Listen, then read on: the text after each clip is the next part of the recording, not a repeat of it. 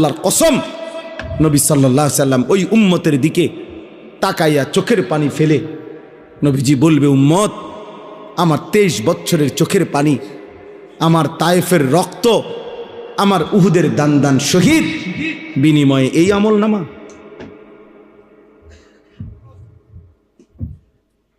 এই আমল নামা।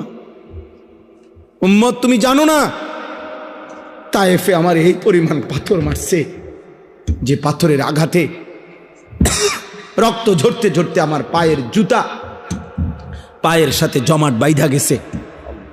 হযরত যায়েদ বলছে, রাসূলুল্লাহ সাল্লাল্লাহু আলাইহি ওয়াসাল্লামের জুতা মুবারক পায়ের সাথে জমাট বাইধা গেছে রক্তে। নবীজি জিজ্ঞেস করবে, উম্মত, এতটা রক্ত ঝরাইলাম, উহুদের ময়দানে দান দান শহীদ করলাম, ক্ষুধার কষ্টে পেটে 2টা পাথর বাঁধলাম, সারা রাত দাঁড়িয়ে আম্মা জান আয়েশা রাদিয়াল্লাহু তাআলা আনহা, নবীজির স্ত্রী বলছেন, আমার ভাই আমি শেষ করে দিচ্ছি, নবীজির স্ত্রী আম্মা জান আয়েশা রাদিয়াল্লাহু তাআলা আনহা বলছেন, আমি আমার রসুলকে দেখছি এশার নামাজের পরে, একটু পরেই তিনি দাঁড়াইছে, ফজরের নামাজের আজানের আগ পর্যন্ত এক দাঁড়ানোতে, আল্লাহর কসম, উম্মতের জন্য এক দাঁড়ানোতে চোখের পানি ফেলে কাঁদছে আর দোয়া করছে।